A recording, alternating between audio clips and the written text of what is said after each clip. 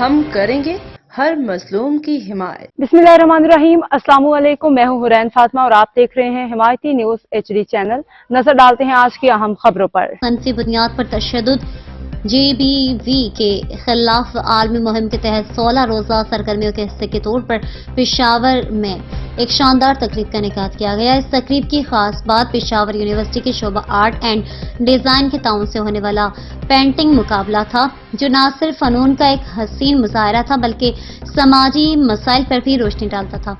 तकरीब में कमिश्नर बराए अफगान मुहाजिरीन खैबर पख्तूनख्वा शकील अहमद खान साफी, शोबा आर्ट एंड डिजाइन के सरबराह और दीगर अहम स्टेक होल्डर नुमाइंदे और कम्युनिटी के अरकान ने शिरकत की।